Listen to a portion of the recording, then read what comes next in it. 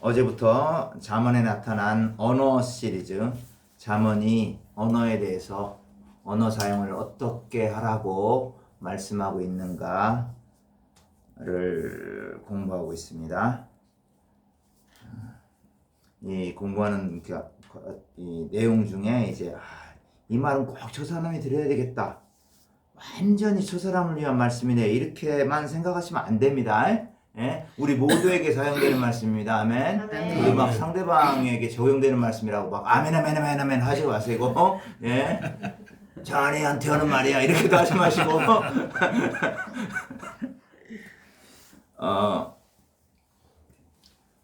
오늘은 이제 잠언의 언어 시리즈 두 번째입니다. 그래서 오늘은 올바른 언어에 대해서 말씀하고 있습니다. 올바른 언어에 대해서 잘 들어보세요. 우리는 하루를 언어로 시작했다가 언어로 마칩니다. 그죠? 일어나면서부터 말을 하기 시작하고 자기 전까지는 말을 하고 자요. 보통. 그러면서 언어 생활을 통해서 수많은 것을 합니다. 우리의 가장 많은 시간을 할당하는 그 직장 생활, 비즈니스를 언어를 통해서 하고요. 하나님을 예배할 때 언어를 하고요. 사람들과 사귈 때 언어로 사귀고요. 그죠? 가정생활에서 언어로 가정생활을 이어가고요. 그렇죠? 모든 걸 다 언어로 합니다. 행동보다도 언어가 어떻게 보면 더 많아요. 그래서 잠언의 저자인 그 지혜자는 우리가 하나님을 믿는 사람으로서 어떻게 올바른 언어를 사용하면서 살아야 할 건가를 우리에게 가르쳐주고 있어요. 언어를 말하는 방식이 그 사람이 진짜로 하나님을 믿는가, 아니면 하나님을 믿는 것 같은데 바알신을 섬기는가를 다 보여주고 있어요. 그래서 성경 잠언에 보면 의인, 하나님을 섬기는 사람은 의인이고 지혜로운 사람이고 듣는 사람이고 부지런한 사람이고 이렇게 이런 식으로 표현됐다고 그랬죠. 정직한 자고 의로운 자고. 근데 바알신을 섬기는 사람은 왜요? 거짓을 말하고 게으른 자고 불의한 자고 공평하지 못한 자고 공의롭지 못한 자고, 이런 식으로 표현되어 있죠. 그래서 말하는 데 있어서도 이런 사람들은 성급하게 얘기하고 다른 사람들을 험담하고 올바른 내용을 얘기하지 않고 거짓을 얘기하고 그런 식으로 얘기를 합니다. 그래서 이제 이 올바른 언어라고 했을 때 두 가지가 굉장히 중요해요. 뭐냐면 첫 번째는 그 언어의 내용이에요. 언어의 내용. 내가 말하는 내용 자체가 올바롭고 공의로운 거냐 아니냐, 요거죠. 언어의 내용. 두 번째는 그것만큼 중요한 거 또 뭐가 있을까요? 언어를 말하는 방식이에요. 언어의 표현 방식. 그런데 상담학에서 이렇게 통계를 내는 걸 보면 언어의 내용보다는 사람들은 언어의 표현 방식에 훨씬 신경을 많이 씁니다. 예를 들어서 강의에 가면 어떤 강사가 말을 하는데 강사가 말하는 내용은 사람들은 별로 신경 많이 안 써요. 강사가 말하는 방식, 특히 이제 여자들을 대상으로 하면, 가정주부라든가 여자들을 대상으로 하면 강사가 무슨 옷을 입고 하느냐, 헤어스타일은 뭐냐, 이런 식으로 남자들이 보기에 진짜 쓸데없는 거 신경 쓴다 라고 생각할 만큼 그렇지만 여자들에겐 그게 중요해요. 그렇기 때문에 남자들이 신경 써야 돼요. 예를 들어서 저에게 닥친 일, 제가 영어 강의를 오랫동안 했잖아요. 영어 강의를 하는데 여기에 제가 저 위에 거 옷 그 콤비라고 하죠. 콤비 여기에 그 주머니가 반쯤 뜯어져 있어요. 이거를 알아챈 맨 앞에 계신 권사님 1시간 반 동안 내 강의 하나도 듣지 아니하고 떨어진 이것만 보고 있어서 저 선교사님은 왜 저렇게 입고 다닐까, 이래가지고 한마디도 강의 내용이 안 들었대요. 진짜 그건 저한테 얘기한 거예요. 그게 그만큼 언어를 말할 때 있어서의 분위기와 표현 방식, 이런 건 굉장히 중요한 거예요. 사실은 이게 떨어진 거는 내 표현 방식하고는 상관이 없는데 내 전반적으로 언어를 말하는 사람의 그 표현이라는 것에 포함이 되어 있는 거예요. 그러니까 그 언어를 표현하는 방식, 그 분위기, 이건 너무나도 중요한 거예요. 누구 쳐다보지 말고. 왜 쳐다봐? 나는 권사님 쳐다봤는데.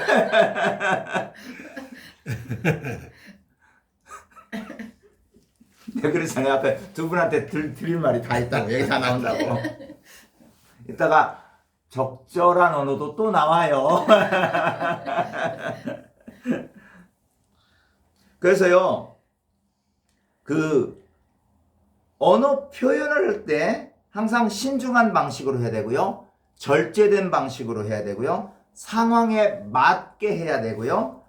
부드럽고 친절하게 하라. 이것이 그냥 일반 책에 나오는 말이기도 하지만 이게 잠언에서 이렇게 표현하고 있어요. 다시 한번 봅시다. 언어 표현에서 올바른 방식이란 신중하고 절제된 방식.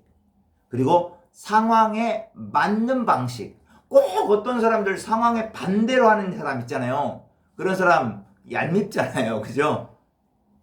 그거는 언어 표현에서 올바른 게 아니다. 그리고 부드럽고 친절한 거. 이거 너무나도 중요합니다. 부드럽고 친절한 거.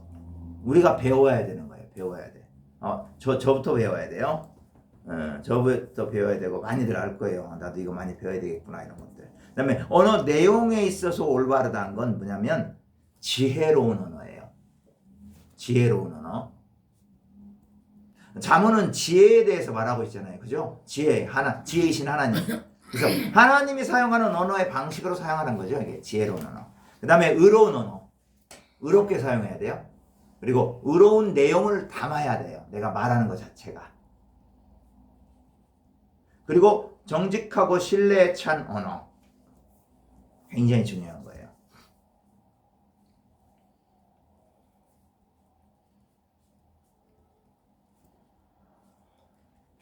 자, 여러분들 이거를 들으면서 내가 사용하고 있는 언어가 과연 의로운 언어인지 아닌지, 그리고 내가 사용하는 방식, 언어의 방식이 정말 잠언에서 말하고 있는 방식인지 한번 생각해 봐야 돼요. 의로운 언어라는 거냐, 이건 정말 중요한 건데 여기에 엄청나게 많은 것들이 함축되어 있습니다.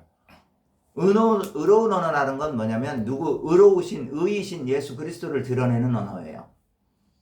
이건 이제 저의 해석입니다, 이게.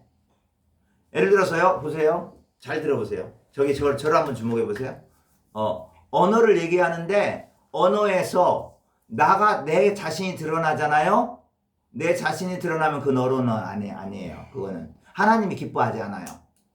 예수님을 믿는 사람은 자기 자신을 드러내는 언어를 하면 안 돼요, 자꾸. 물론, 사람들하고 상담하거나 그런 심리적인 얘기할 때는 나를 얘기하는 거지만, 사람들하고 많이 있을 때 쉬운 말로 하면 자기를 막 높이는 얘기, 은근히 과시하는 얘기 절대 하면 안 돼요. 아시겠죠? 이거는 하나님이 아주 싫어하는 거예요. 자기 자신을 절대로 드러내면 안 돼요. 과시하거나 이런 것들. 예. 근데 우리는 그런 것들을 많이 할 수가 있어요. 우리 죄된 본성이 그게. 예. 특별히 제가 항상 얘기하죠. 다혈질 스타일. 김영은 집사님, 우리 이 대표님, 이 다혈질 스타일들은 의로운 언어 쓰면 안 돼요. 의로운 언어를 안 쓰면 안 돼요. 알겠죠? 무조건. 응. 집사님 더. 이게 자기를 드러내는 언어 쓰면 안 돼요. 교회에서도 그렇고 여기서 그렇고. 그죠? 그리고 뭐냐면 먼저 들어줄 줄 알아야 돼요. 자기 거 얘기하는 것보다는 먼저 들어야 돼요. 반드시 이거 연습하셔야 돼요. 근데 아마 사실은 지금까지 신앙생활 하면서 교회에서 이런 거 한 번도 코치 안 해줬을 거예요, 아마. 앞으로 이제 제가 코치 좀 들어가려고 그래요, 이제. 그래야 우리들이 정말 예수님의 모습으로 닮아가지 이런 것들을 하지 않으면. 그리고 이런 얘기 어디 가서 안 해줘요. 왜냐면 하면 안 나오잖아, 그다음부터 교회에. 그냥 안 나오는 게 아니라 헌금을 안 하잖아. 안 나온다는 건 뭐냐면 그 교회 헌금이 줄어든다는 거야. 그러니까 교회에서는 많이들 이런 얘기 안 해.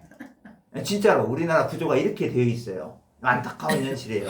예, 방송 들으시는 분도 잘 보시기 바랍니다. 예, 그래서 우리가 중요한 건 뭐냐면 교회에 나와서는 이렇게 말씀을 듣고 말씀으로 좋은 조언을 지속적으로 받아야 돼요. 그래야만 그때야 비로소 자기의 신앙이 성장해. 왜냐하면 자기 자신은 몰라요. 뭐가 잘못되어 있는지 신앙적으로.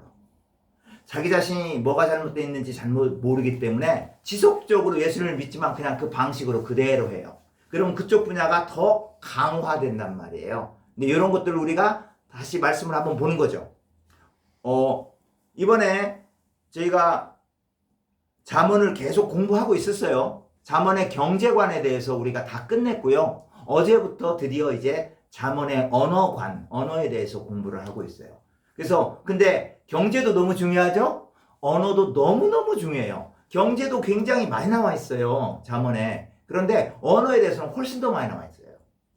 그러니까 사실은 죽고 사는 것이 혀에 권세 달렸다고 야고보서 기자도 말하고 있잖아요. 그죠? 비슷하게. 네. 야고보서 기자도 얘기하고 있고 잠언 기자도 얘기를 하고 있단 말이에요. 이게 너무나 중요한 거거든요. 그래서 이거를 반드시 잘 듣고 집에 가서 또 듣고 자기 자신한테 반영하세요. 남한테 반영시켜주지 마요. 반영시키는 순간 싸움이 납니다. 알겠죠? 우리들은 워낙 싸움에 능한 사람들이라. 그죠? 예. 자기 자신한테만 반영하세요. 아멘. 봐봐. 성경이 이러라고 했잖아. 왜 자기는 근데 그렇게 하면 안 돼요. 예. 저도 마찬가지예요. 저도 아내하고 가끔 싸우는 게 언어로 싸운단 말이에요. 언어로. 그죠? 예. 뭐 가만 생각하면 간단해요. 내 자신한테 말씀을 반영하면 싸울 일이 없어요. 그런데 자꾸 나는 괜찮고 잘하고 있고 사람이 문제네 라고 생각하기 때문에 이게 지금 말을 항상 언어에 있어서 다툼이 일어나거든요. 그래서 자기한테 반영을 하셔야 돼요. 반드시. 그래서 잠언이 얼마만큼 그 언어에 대해서 높이, 그러니까 올바른 언어를 말하는 거예요. 높이 쳐주냐면 값진 보석에 비유를 하고 있어요. 어제도 나왔는데요. 자, 우리가 보통 이 전 세계에서 값진 보석이라고 통용되는 게 뭐가 있습니까? 보통 세 개 얘기하죠. 다이아몬드, 금, 은이죠. 그죠? 이제 성경 개념에서는 이제 다이아몬드는 별로 안 나오고 이제 금은, 그러니까 다윗 시대, 이게 다윗 솔로몬 시대잖아요. 구약 시대 때 이제 금과 은이 굉장히 귀중한 보석으로 쳤단 말이에요. 그리고 은은 특별히 더 금보다 쌌죠. 그래서 굉장히 많이 실용적으로 사용을 많이 하고 있었고요. 그래서 올바른 언어라는 것은 값진 보석, 곧 굉장히 실용적인 거다라는 걸 말하고 있는 거예요. 값진 보석이면서.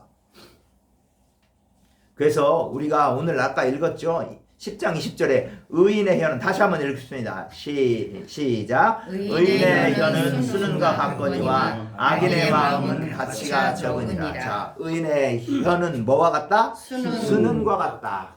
티끌이 하나도 섞이지 않은 은과 같다 이거죠. 그래서 자기가 올바른 언어를 사용하면 자기 자신의 가치 자체가 올라가는 거예요.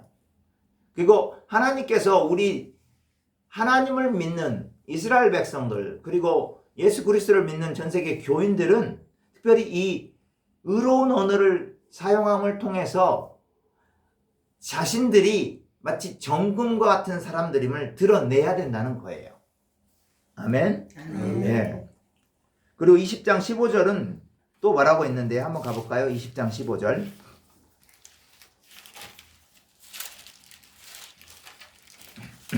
(20장 15절) 시작. 세상에 금도 있고 진주도 많거니와 지혜로운 입술이 더욱 귀한 금이니라. 금도 있고 은도 있는데 뭐가 제일 비싸다? 지혜로운 입술이 더 비싸대요. 더 귀하대요. 아멘. 아멘. 우리가 지혜로운 입술을 만들어 가야 돼요. 배워나가야 돼요. 아멘. 아멘. 네. 근데 우리가 주목해야 될 건 나중에 더 얘기하겠지만 이 혀는 자신의 성품을 전달하는 도구예요. 그래서 성품 개발을 같이 하셔야 돼요.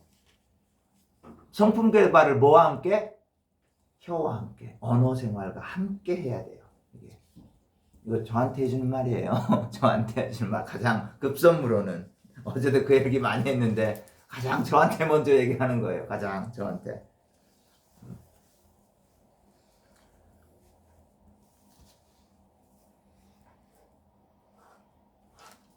그래서 의인의 말에 대해서 얘기를 어떻게 하고 있는가 한번 볼까요? 10장 18절에서 21절. 10장 18절에서 21절.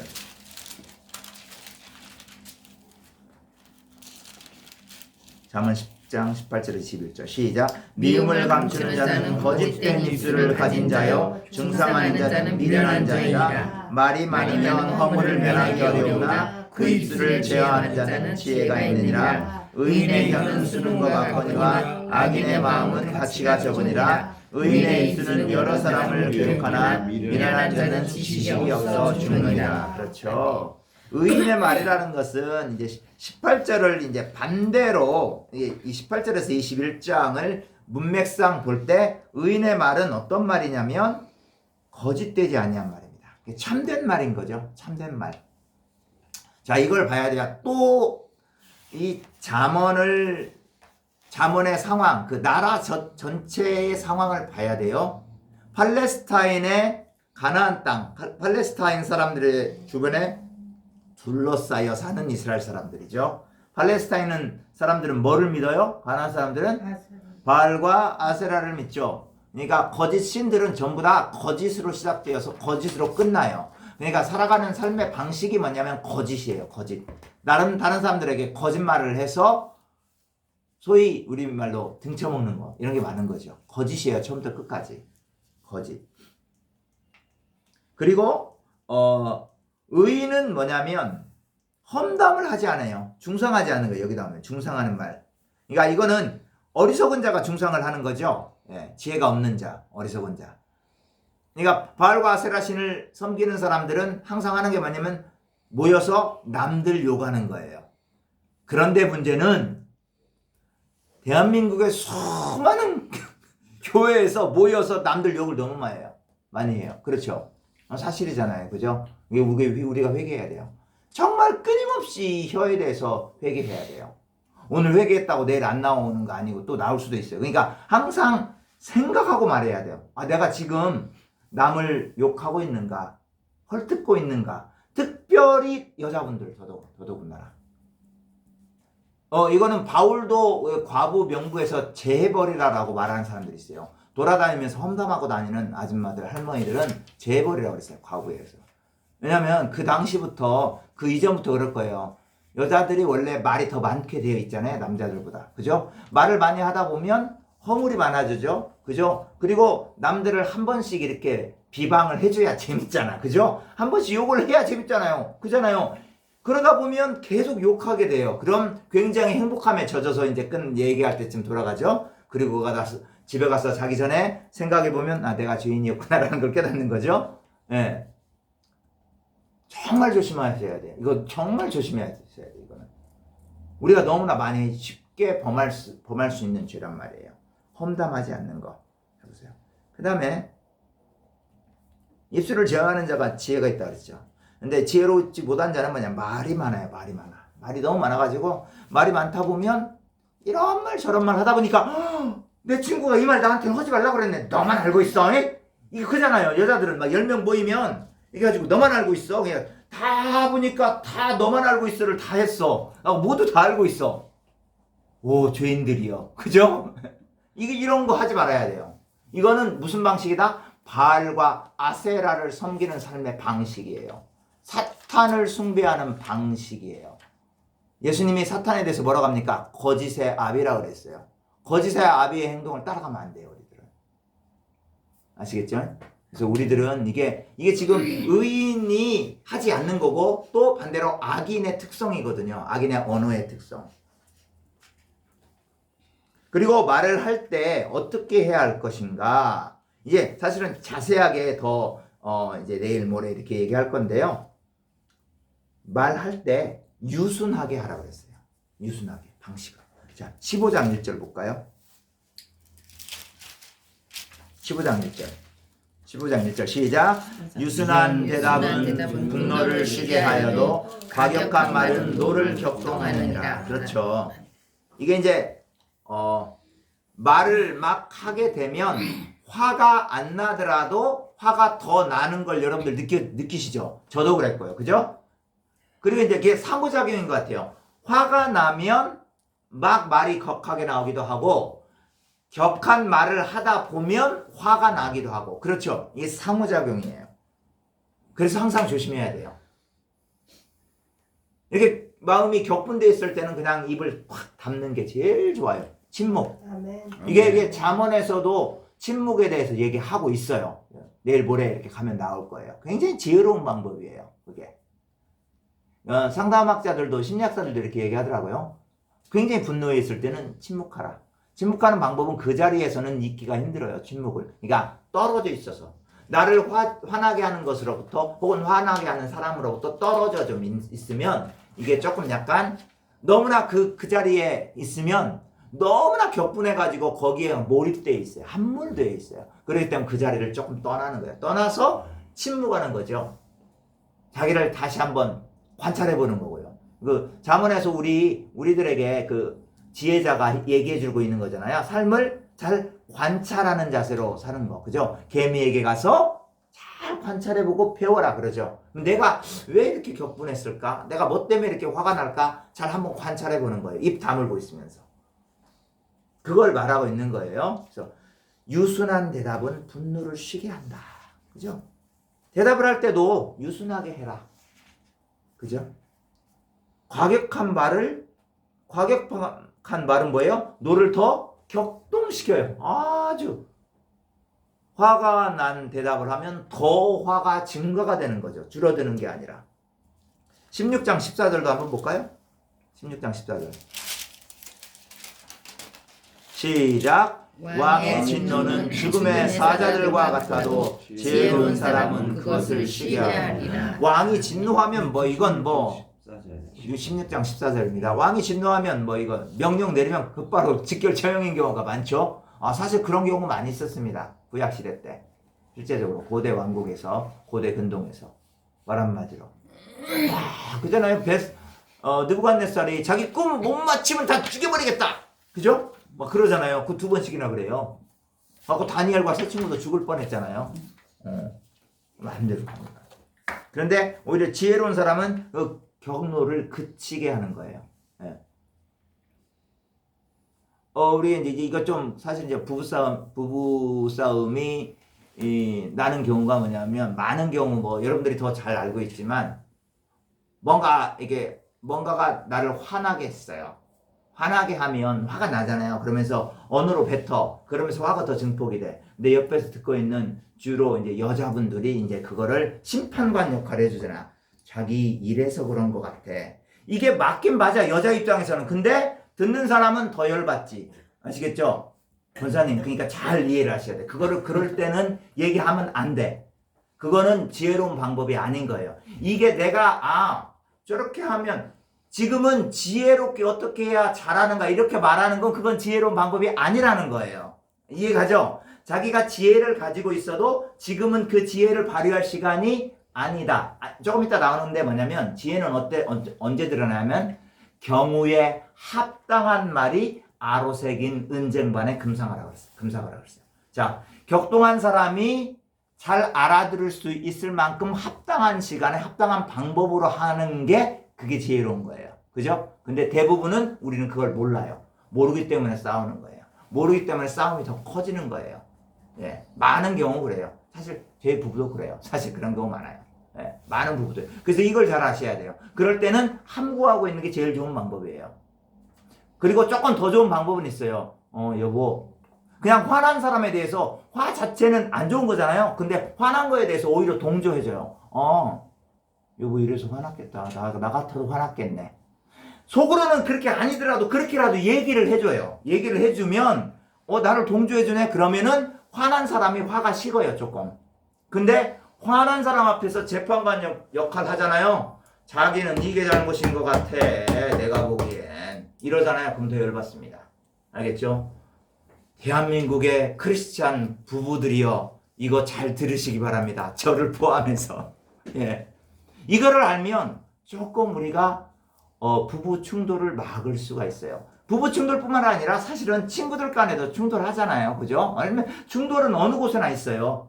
이런 것들을 피할 수 있는 방법들은 많이 있어요. 잠언에서 가르쳐주는 방법. 유순한 대답. 그리고 오히려 동조해줘요. 화난 사람 마음을. 절대로 피해야 될 건 뭐냐면 내가 A라는 사람 때문에 화가 났는데 A라는 사람이 이래서 그렇겠지 이렇게 하면 더 열받습니다. 절대 그러면 안 돼요. 그건 진짜 어리석은 방법이에요. 왜냐면 내가 지금 화가 나 있는데 나를 화나게 한 사람을 동조해줘? 열 받겠어요, 안 받겠어요? 더 받죠. 그죠? 지옥불처럼 받겠죠. 그죠? 절대로 그러면 안 돼요, 그거는. 우리가 그러니까 성경에서 좀 많이 배워야 돼요. 그래서 자 16장 32절로 한번 가봅니다.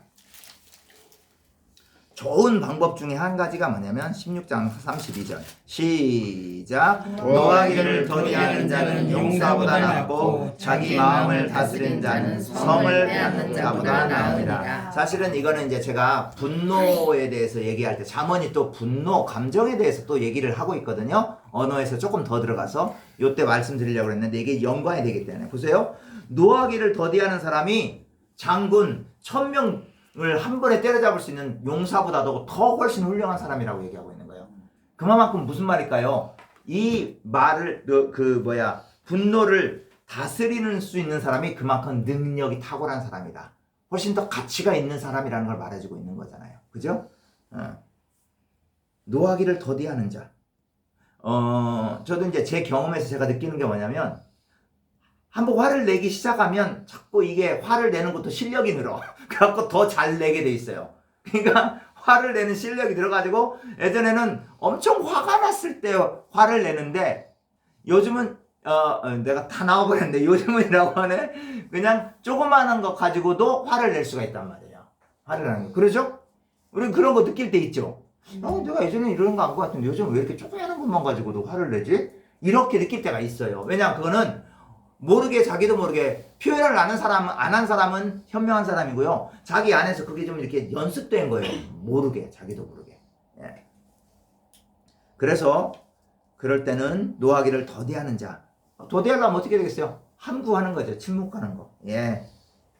정말 혀를 깨무는 심정으로 참아봐야 되는 거죠. 그죠? 예. 그리고 12장 16절도 한번 가볼까요? 12장.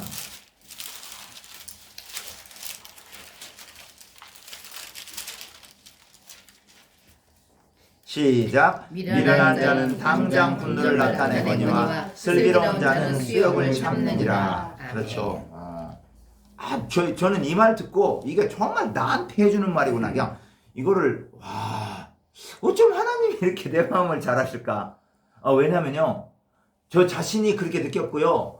이렇게 우리 무리 중에서 얘기하다가 사실 제가 스스로도 느끼는 거예요. 이 사람은 참 어리석은 사람이다 라고 느낀 사람이 누구냐면 공중에서 같이 여러 사람이 있는데 거기서 성질을 퍽퍽 내버리는 사람들. 사실 굉장히 어리석은 사람입니다. 그러니까 분노한 걸 막 그냥 당장 여러 사람들 앞에 했어요. 여러분들 그래도 부부 가운데 분노를 드러내는 건 일상적인 거예요. 솔직히 말하면 괜찮은 거예요. 그나마 그거는 물론 그것도 이제 안 하려고 노력을 해야 되겠지만, 근데 좀 우리가 공적인 관계에서는 공적인 에티켓이 필요하잖아요. 그죠? 그런데 그 자리에서 막 팍팍팍팍 내는 건 정말로 어리석은 방식이에요. 그게. 그래서 반면에 지혜로운 사람은 슬기로운 사람이라고 하죠. 어떻게 하느냐면 자기한테 누가 공중 앞에서 분노를 확 내서 모욕감을 주더라도 어떻게 해요? 거기서 맞받아치는 게 아니라 참는 거죠. 거기서. 에이 그래요. 그렇군요. 얼굴 빨가려지면서 참는 거예요. 수욕을 참는 거. 근데요, 이게요, 수욕을 참는 게 죽기보다도 더 힘든 경우가 사실은 많아요. 왜냐하면 내 명예에 먹칠한다고 생각하기 때문에. 한국적인 상황에서는 이게 너무 힘들어요. 어떤가요, 이정호 집사님? 수욕 참는 거 쉬워요? 어렵죠. 엄청 어렵죠. 집사님 어때요? 엄청 어렵죠. 솔직히 저도 어려워요. 왜냐하면요, 이것도 있어요. 좀 전반적으로 더 가면 예를 들어서 정통교회 목사잖아요. 그죠? 정통교회 장로님, 그죠? 근데 만약에 우리가 당신 이단이야 라는 수욕을 하잖아요. 이거는 진짜 죽는 것보다 죽기보다도 더 듣기 힘든 말이에요. 이건 정말로. 그래서 그냥 거기에 다른 경우는 다 잘 참고 견디다가 그런 데서 확 나갈 수 있는 거죠. 근데 그럼에도 불구하고 그런 수욕도 참을 수 있으면 굉장히 지혜로운 사람이라고 잠언의 저자가 말하고 있는 거예요. 그죠? 오늘부터 우리가 연습해야 돼요. 따라합시다. 수욕을 참는 연습을 하자. 참는 연습을 하자. 아멘. 아멘. 이거 굉장히 필요합니다. 그리고 이제 마지막으로 한 가지. 또 이제 언어의 표현 방식, 올바른 표현 방식. 자, 25장 가봅니다. 25장.